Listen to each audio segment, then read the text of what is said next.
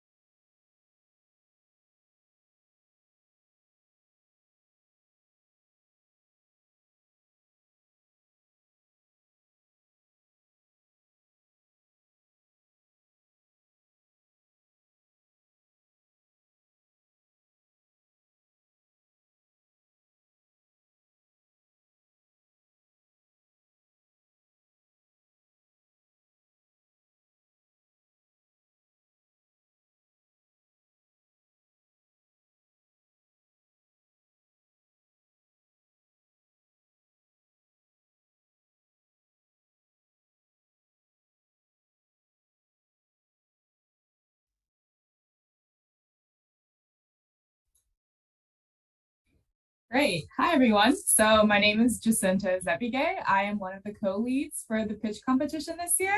And I'm going to walk us through what this informational session is going to be about. And so we really want this to be a space for you all to get all the information you need to be able to submit a really, really strong application for the pitch competition.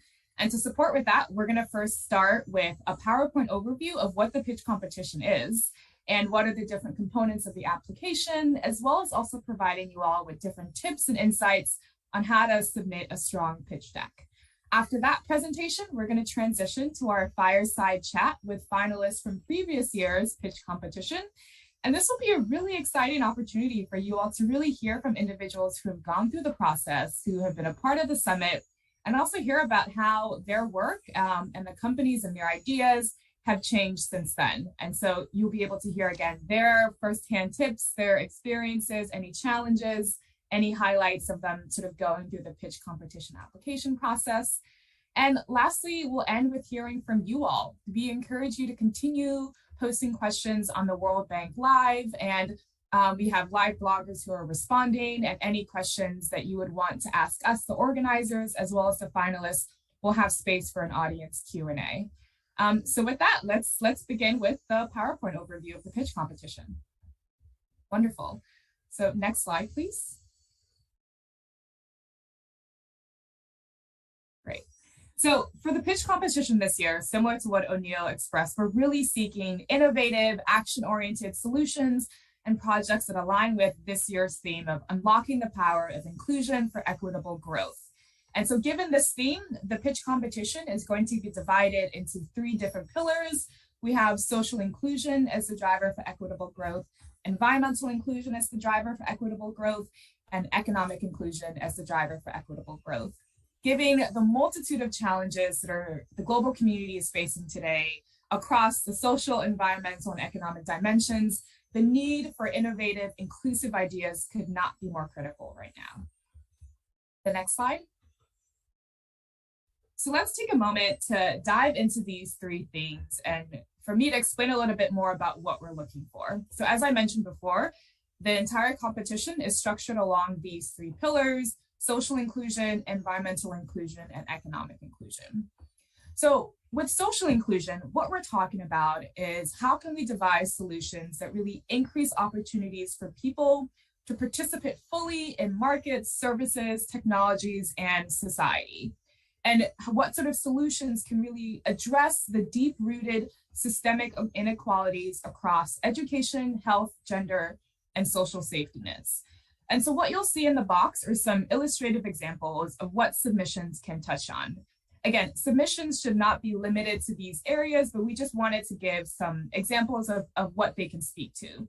So we could, we're looking for solutions around how can we enable affordable education through innovative, accessible, different models.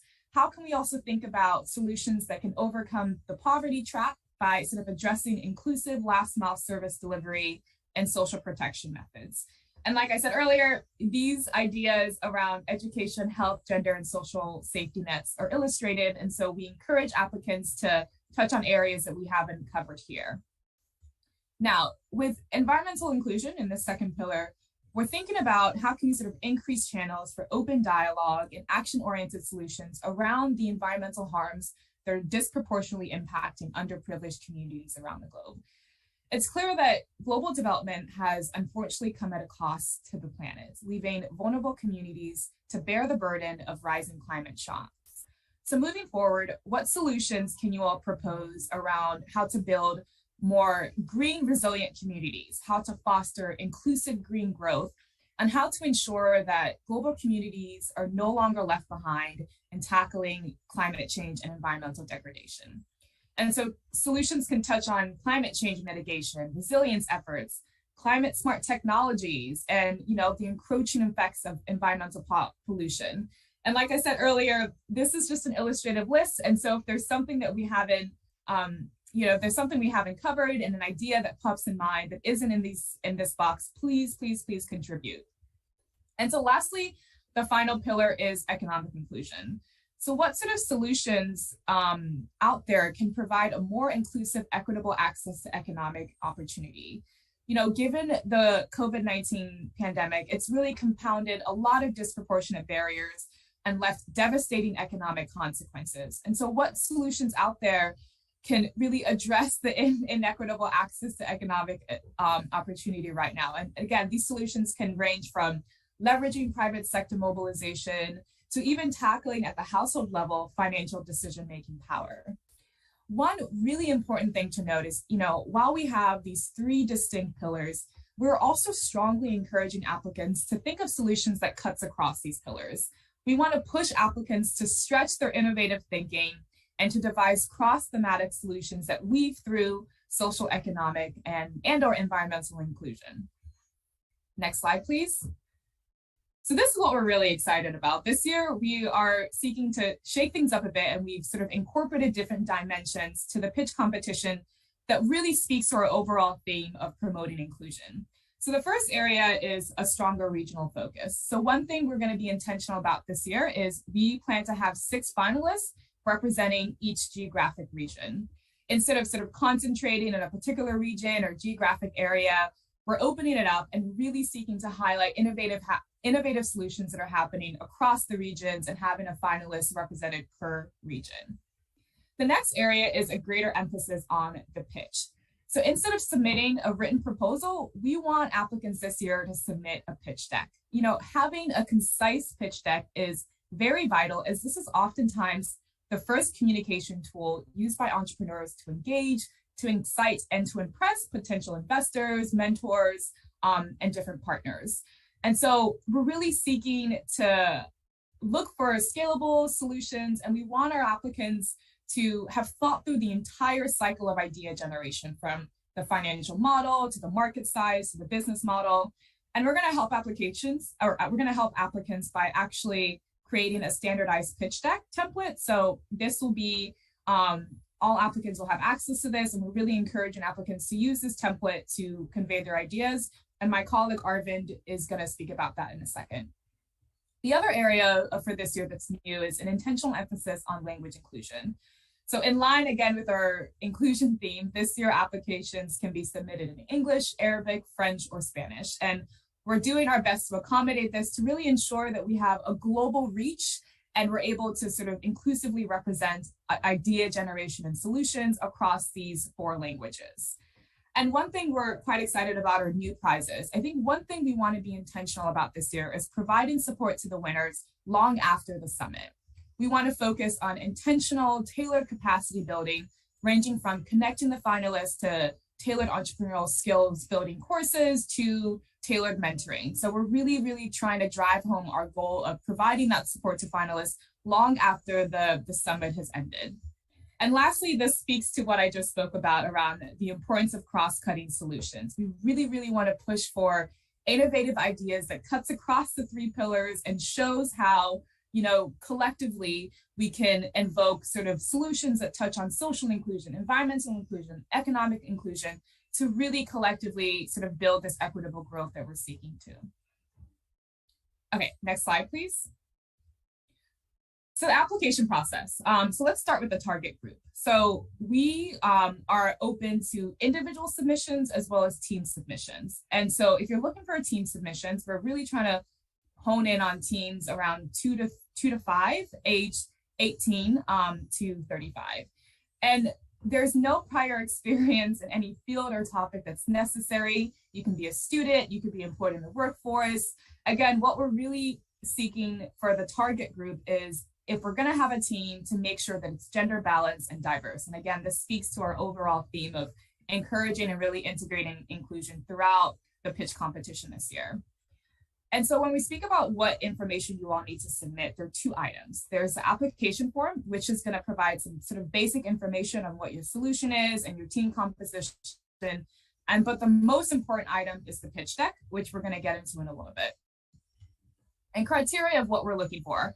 So we're looking for scalable solutions. We want solutions that respond to the challenge statement, solutions that are clear, well articulated, and address the challenge at hand.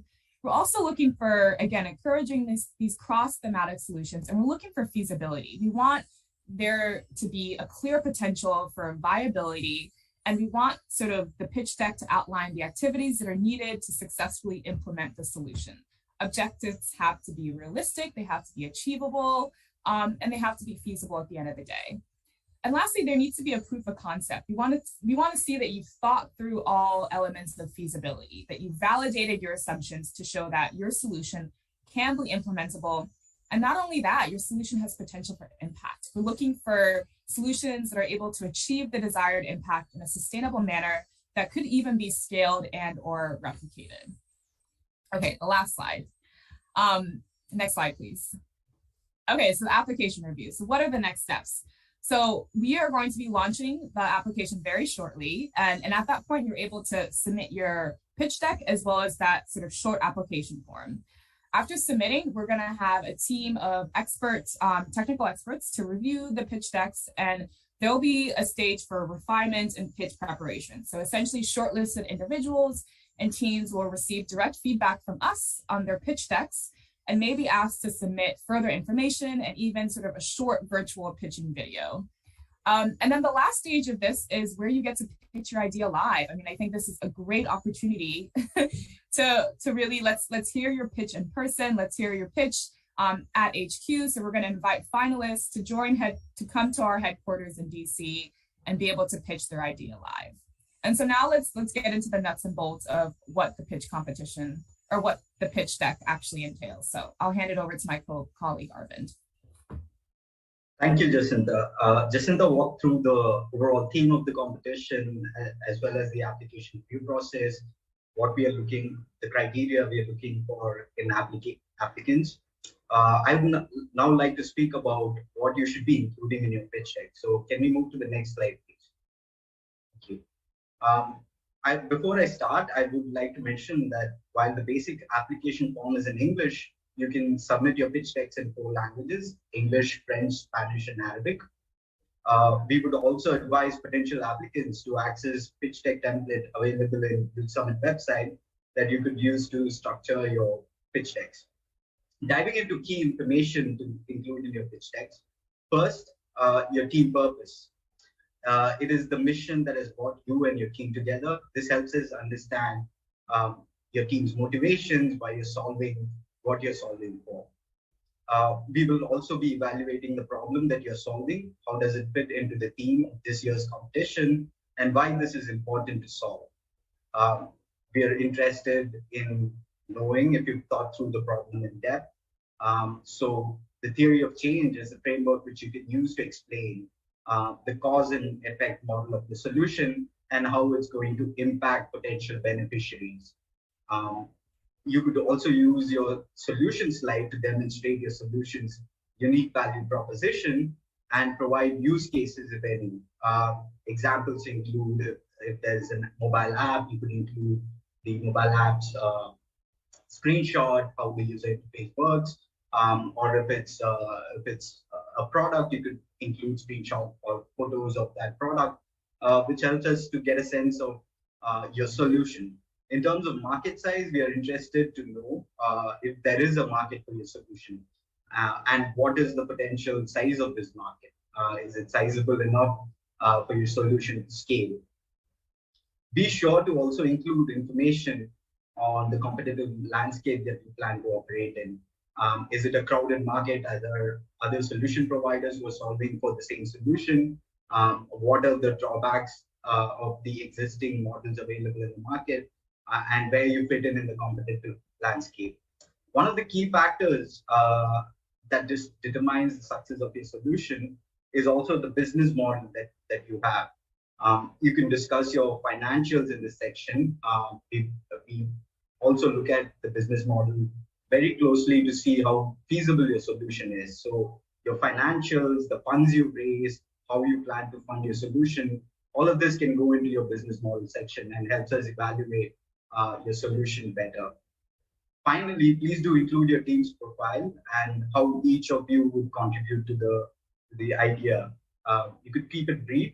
It helps us to get a sense of the talent mix that's part of your team. So keep it brief, explain and align and do how each of you fit into the team and what you bring to the table. In terms of the next slide, please.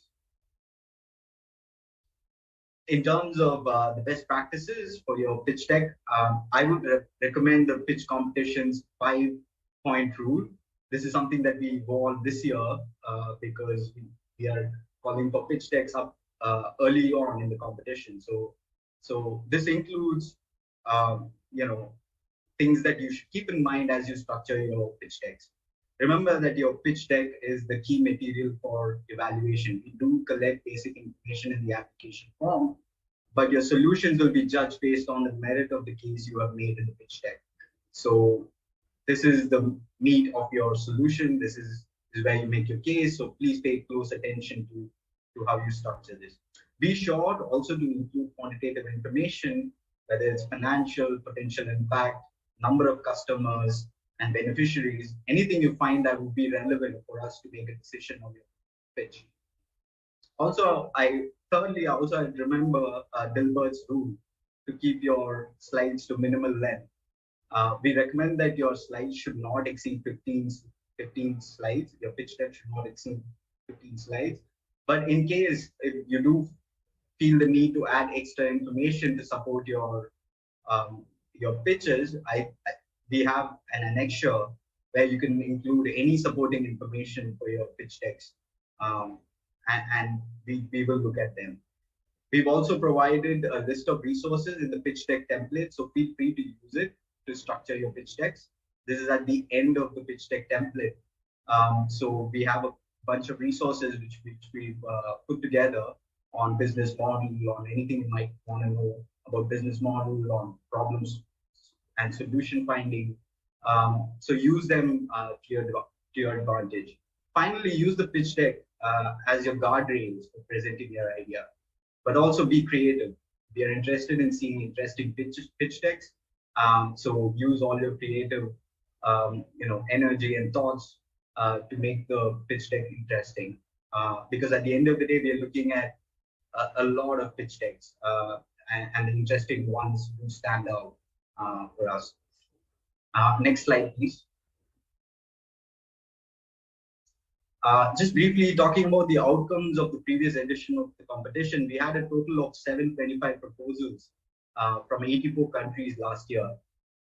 Majority of these proposals were from emerging markets and low-income countries. I'd like to highlight that one of the successes of last year's summit was that 3 out of 5 finalists were female-led founding teams, which is a huge success to the pitch competition, and we also look forward to that sort of participation in this year's competition. And now, next slide, please. I'm now presenting to you the hardworking team behind this year's summit. We span World Bank, IFC, and IMF, and come with significant domain experience. And we're looking forward to putting together a successful competition and ultimately a successful youth summit this year. Next slide. Thank you. So that's it. Thank you for your time. We now move on to the next part of this webinar, in which we engage with the finalists from previous editions of the pitch competition. If you do have any questions, please reserve them or drop it in the chat box. We'll be addressing them in the next part of the webinar after the fireside chat.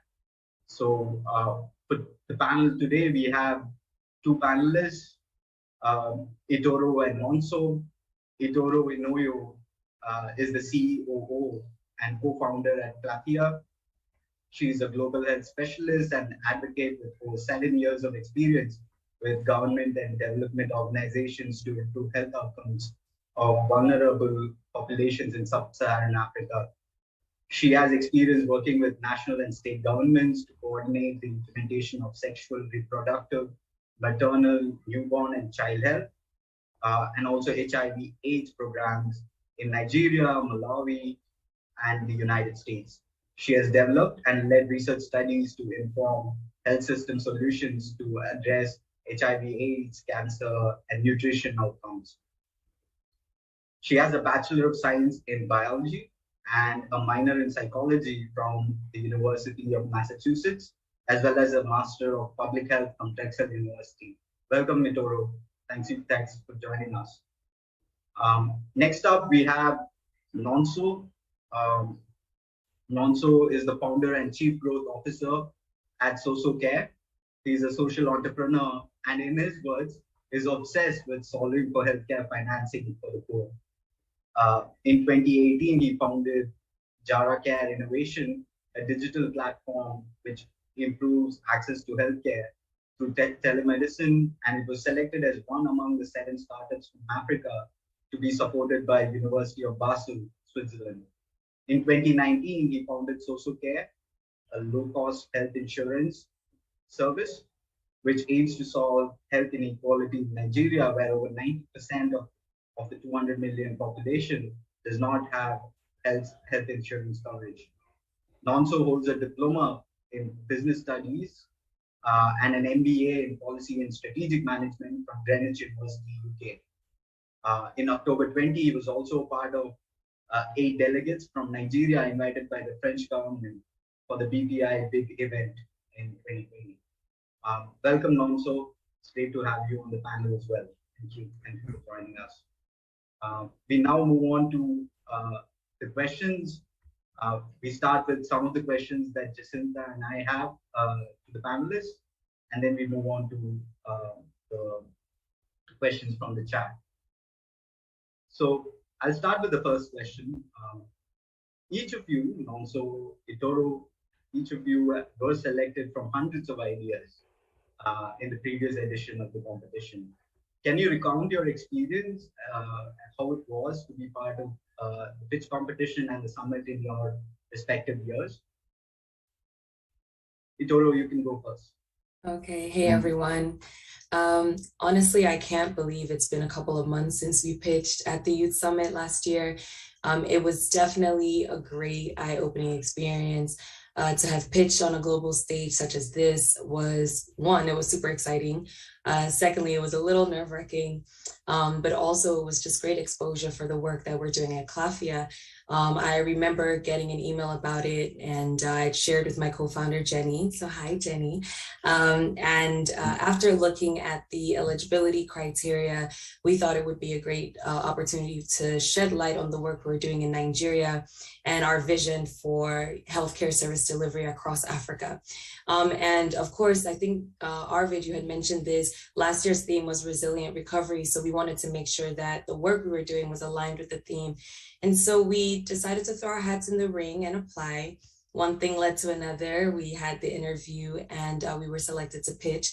Last year was a little different from this year, where we had to record our pitch and then have it submitted, then a real live pitch. But I think in that moment, we were both just super excited that we had the opportunity to share our idea, and we quickly got to work in creating our pitch deck and our video.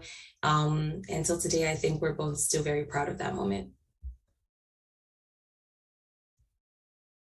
Thank you, Itoro. Last year was a virtual pitch competition, and the thing is, we received a historical number of applications last year. So congratulations on making it as a finalist. Thank you. Nonso, how was your experience being part of the summit and the pitch competition?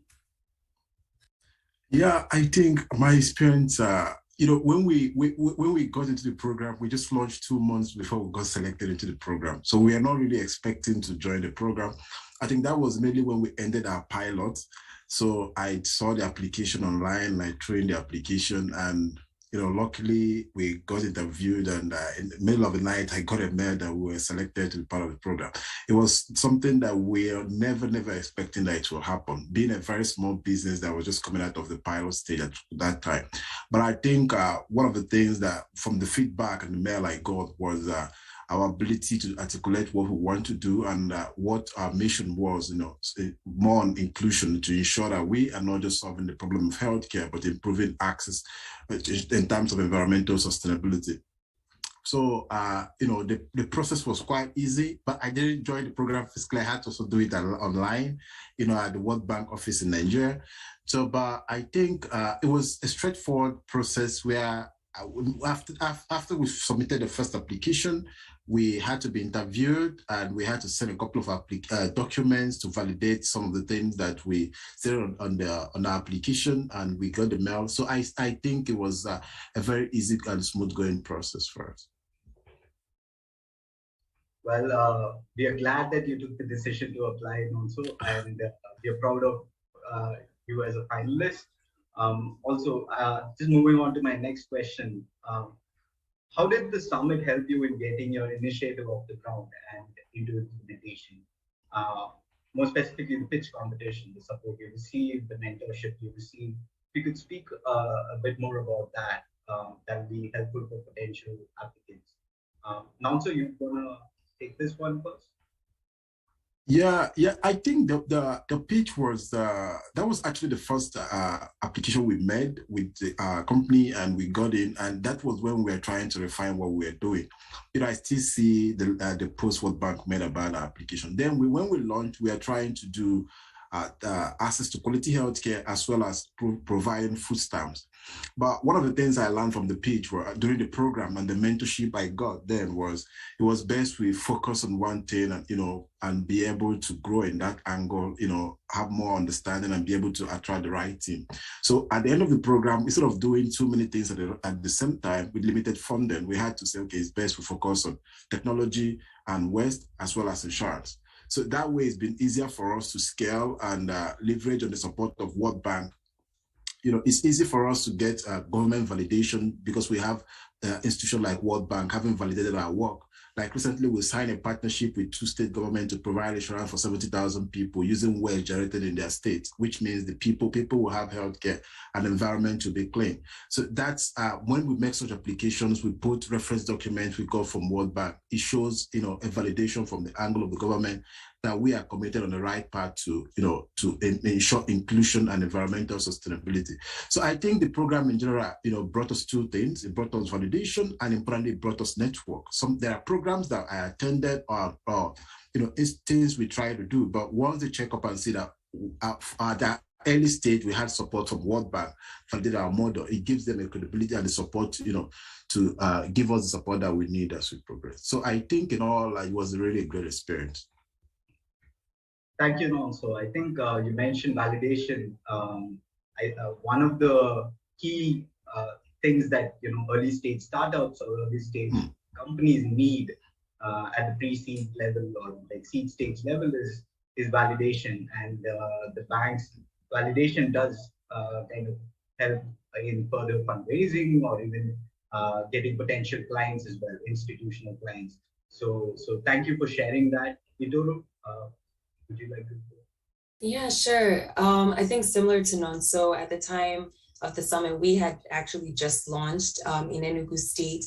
And so maybe we're a few weeks in, we had finished training our health workers at the time, rolling out our implementation plans in Enugu State. And I think for us, the summit gave us fresh perspective and new perspective of how we can tweak some of the things that we initially wanted to do. So for one, some of the questions that we were asked during the pitch allowed us to go back to the drawing board in regards to like our business model, right?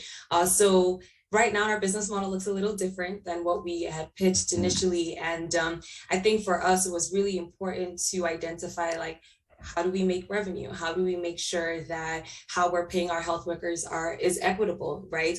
How do we know that we can sustain this business model over time? So some of the questions that we were asked allowed us to go back to the drawing board to say, maybe we can do things a little differently.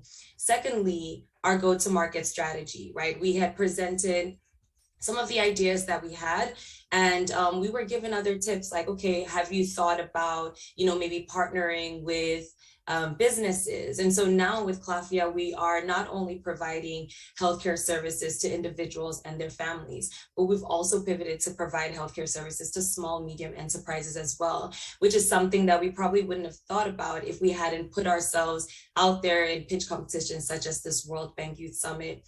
And then lastly, just strengthening our engagement with our health providers. So a lot of the questions that we were asked was, how do you validate the quality of your health providers? How are you sure that they're able to provide the best quality care for your patients?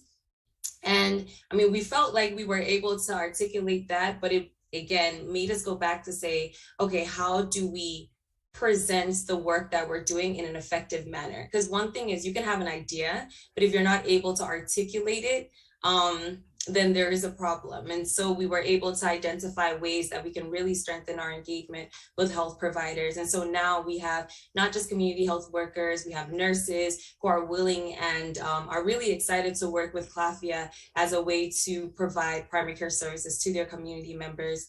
And the last thing I would say is we decided really tweaking and thinking about some of our ideas in regards to disease surveillance, right? When we pitched, I mean, COVID is still here, but I think it was really the heart of COVID. And so we decided to really look at predictive analytics when it comes to disease surveillance. How are we able to monitor things over time so that we can potentially catch something like COVID when it does happen again. So that's something we're also working on. So I do think that applying to, stages like World Bank Youth Summit is a great opportunity because yes, it's great exposure. Like Nonso says, it really does validate what you're doing. It also makes you feel good, right? But then I think, the second thing is you're able to think of new ideas, think of things in a different perspective. We were able to meet with other finalists as well. And I think when you hear what they're doing, you're like, wow, like I'm really inspired and it inspires me to do great work. So yeah, it was just an all around great experience, and it allowed us to pivot our implementation plan even stronger if we hadn't been a part of it. Thank you, Itoro. That was, almost every startup's journey, figuring out the business model, operational model, and then pivoting, and then again figuring it out again all over again. So thanks for sharing that experience. But it's also, good to know that, somewhere in that journey, the validation that the bank provided was useful. So with that, I hand over to Jescinta, who has a few questions to ask you guys. Yeah, thank you, Arvind. I mean, even just like listening to both of you, I'm learning so much more about your entrepreneurial journey and how the bank and the Youth Summit supported that. And so the question I have for you, you both have already sort of alluded to it, but it would be great for you to speak a bit more about what's happened since the summit. So where's your business right now? Where's even your professional growth as an entrepreneur yourself? If you could share a little bit more about what that trajectory has been like since you participated in the summit. I'll let Nonso, you could go first on this one. Okay, thank you, Jescinta. It's been 2 years since we attended the summit in 2019, 2 to 3 years now, I think. It's been significant. We've seen significant growth in terms of measurement, in terms of impact. For us, we measure growth in different things. We measure growth on the impact that our work is doing. How many people, how much income we are unlocking for people to access healthcare, as well as creating jobs for low-income people that are collecting recyclables. So we've seen, we grew up from a business of less than 5 people to a business of close to 17 people now, which is quite huge. We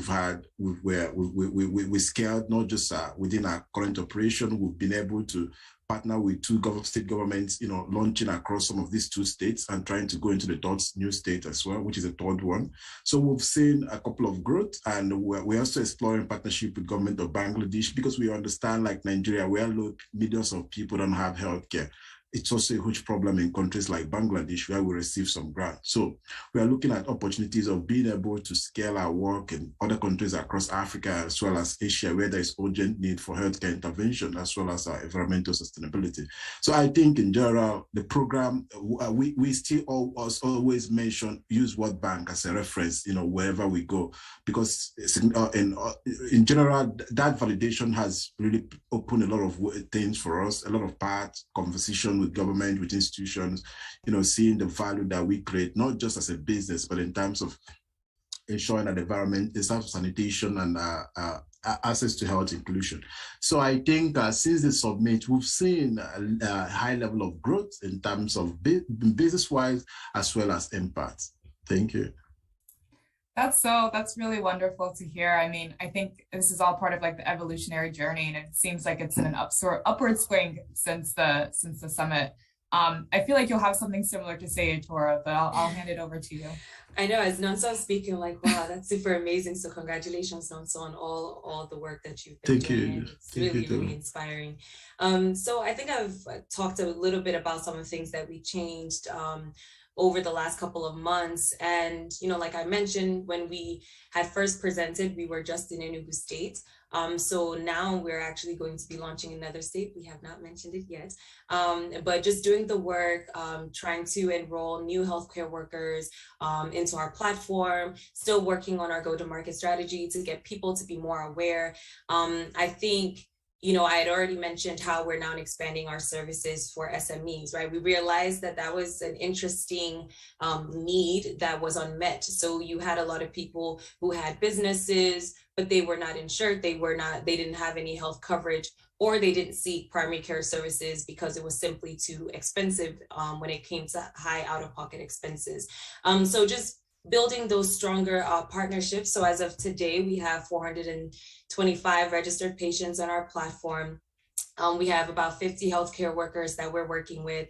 And now we have new formed partnerships, which allow our patients to get additional service like drug delivery, right? Ideally for Clafiya, we want to close all the gaps of the continuum of care. So yes, we do provide home-based primary care services at the convenience of your home. So on your phone, on your laptop, and you don't need internet for this, you can request a healthcare worker to come and provide primary care services.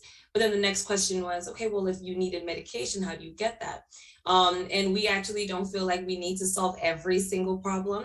And so that's why strategic partnerships are super important. And so building these relationships with logistic companies, with pharmacies who are able to deliver the drugs to your home when you need it, for laboratory tests if you need follow-up care, even in regards to ambulatory care and secondary or tertiary care that you need and you need to go to the facility, then we would just refer you to that place. So one of the things that we've seen is building these strategic partnerships that allow us to solve the world's problems together and not in silo, which was the trend, but I think a lot of people are seeing that, like, if we just partnered together, we would probably go a lot farther. So, yeah. Yeah, this is so wonderful to hear. I mean, I know I'm thinking about questions, but as you both are speaking, I'm just absorbed in what you're saying, and just round of applause to both of you. I mean, it seems like the growth is not just internal, but external as well. I think to your point about strategic partnerships and sort of collaborative engagements with others, the reality is, like, we can't solve these problems on our own and in silos, right? We recognize our strengths and our competitive advantages, and we leverage others as well through the process. And so obviously what we're here for is to not only hear about your experiences, but to give some advice to others. Like, a lot of our listeners are potential applicants, and they're eager to hear from you both about what advice do you have, and sort of as they start to put together their pitch deck. I mean, I'm sure you've mentioned that you've refined your pitch deck since then, but if you were imagining putting yourself in the shoes of someone who may not even have ever developed a pitch deck or an application like the pitch competition, what advice would you have for them as they're starting this process? Itoro, if I could actually start with you. Yeah, I mean, first, I would say just put your idea out there, because a lot of times, as human beings, we do have self-doubt. You question yourself, am I ready? Are we, does the World Bank even want to hear what I have to say? Yes, they do. They do. It's amazing. And, just like myself and Nonso, when we, applied, either we were still very, very early. We were either in our pilot phase or just finished the pilot phase, and yet we made it to the finalists. And it's literally because of a couple of things. So the first thing I would advise is practice, practice, practice, honestly, because, when you're developing your pitch deck, you may want to have like another eye, second, third, fourth eyes, how many you wish, but having eyes on that pitch deck to make sure that it's refined. How are you telling your unique story? How are you making sure that your idea is being heard, and you're able to articulate that effectively to not just the panelists and the people who are going to be possibly creating, but even the audience as well, because you never know if there's someone in the audience who is interested in investing you, interested in partnering with you. So working with some of our advisors, they were able to give us tips on what to add, what to take out, how to even tell our story. We did a bunch of dry runs to make sure that we got it right. Again, our pitch was a little different because we had to record it ahead of time, and we had a time limit. So we went through a whole lot of like dry runs, and then also recording it. I think was definitely an interesting part, but also another advice is probably to do a lot of due diligence and do research, because you're going to be asked questions. It's not a negative thing if people ask questions. In fact, it's a good thing because it shows that they're interested, but you want to be sure that you're able to at least answer some of the questions that are being thrown your way during the pitch.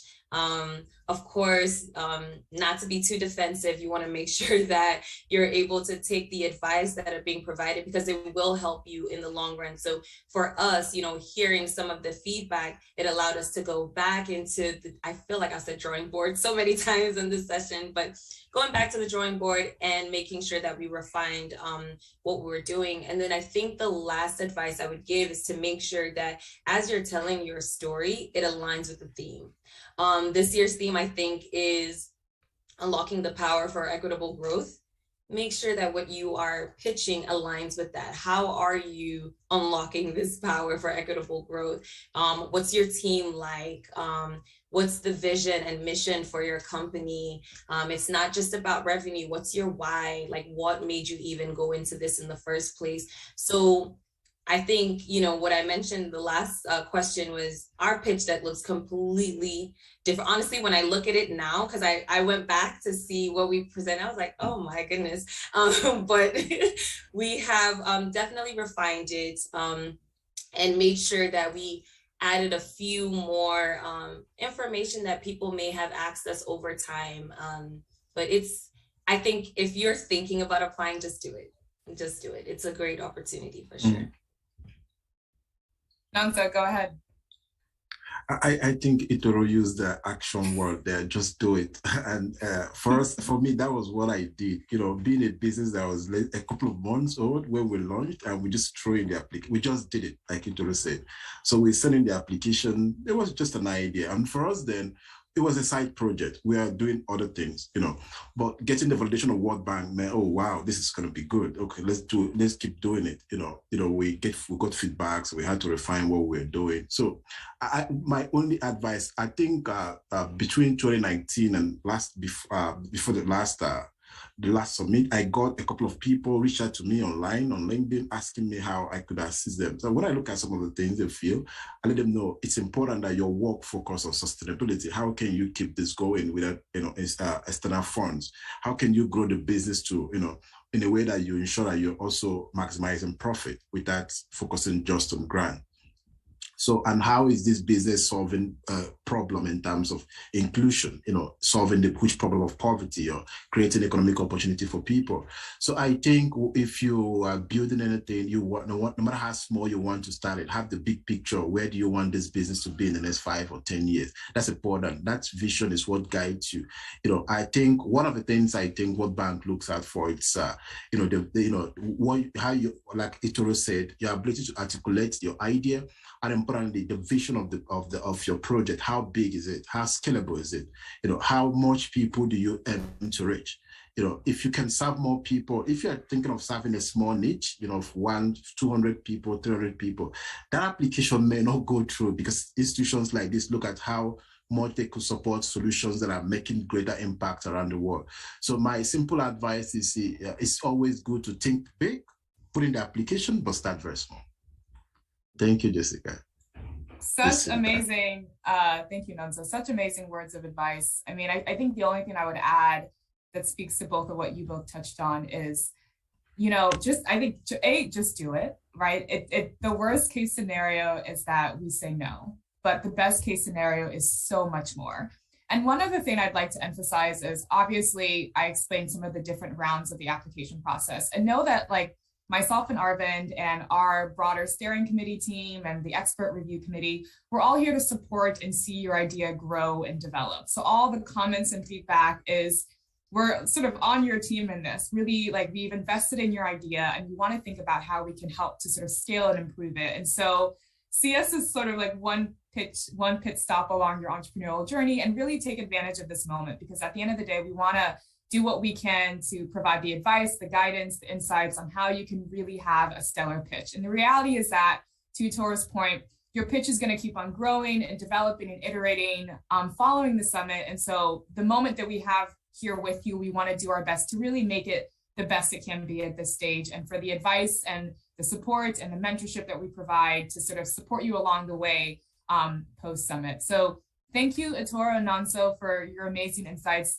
We have around 5-7 minutes to open it up for Q&A from the audience. And again, these could be questions directed at Arvind and myself about sort of the overall organization and application, but also take advantage of the fact that you have 2 amazing stellar finalists who have gone through the process and you've heard about their experiences afterwards. So please definitely direct some questions towards them. And so as we wait for some questions to come through the Q&A, I think I'll just pose one to you and Itoro and Nonso.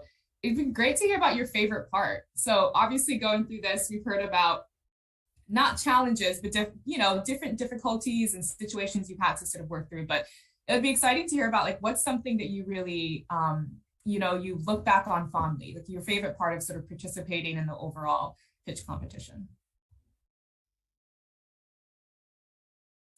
Nonso, or actually Itoro, go ahead. Okay. Yeah, honestly, I think, being able to be on that platform to share what we were doing, how we were bringing convenient, affordable, fast, quality healthcare to people in Nigeria and across Africa. But I think, honestly, like my favorite moment was just having like my friends and family like cheer me on in the crowd, virtual crowd. It was just a very proud moment for myself and Jenny to see how far we've come. And even now looking back, we're even further than where we were at that time.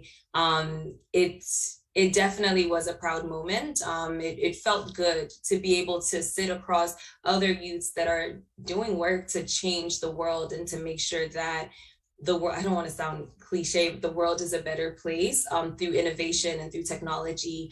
And I think another thing that I loved was seeing people who look like me.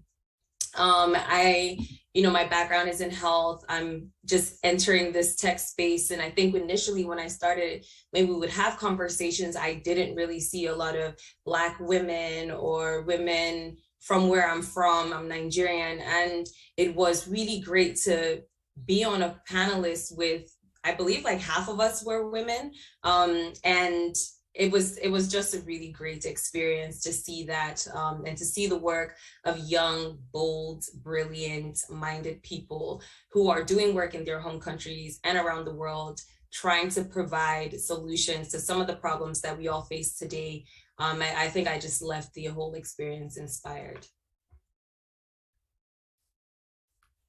Nonso, what about you? Well, I think, again, Itoro has said it all. I was inspired. And, being the only company that was selected from West Africa, it meant a lot to us. As a very small, tiny business, and you get into such a huge and massive platform. So we were really excited, the entire team, friends, when we see all those small posts on the internet from different organizations tagging us, it was like a fulfilled moment for us. So in general, it was a great experience. Again, is the mentorship that we got, the feedbacks from the mentorship, within the program and after the program, they were all great. They had to look internally into our business model, tell us it's best to do this and that.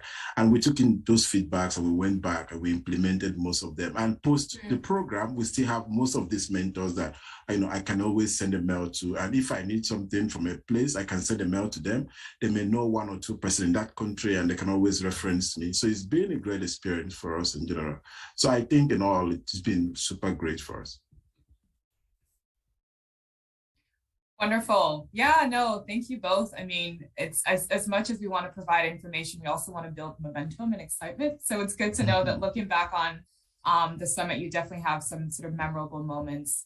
So we see some questions, and I'm actually going to pose this to Arvind. So we see some questions in the chat about some of the prizes that I spoke about earlier. So Arvind, if you could just provide some responses around the mentorship. So how we're going to structure that this year, as well as if there's a cash prize for the winner.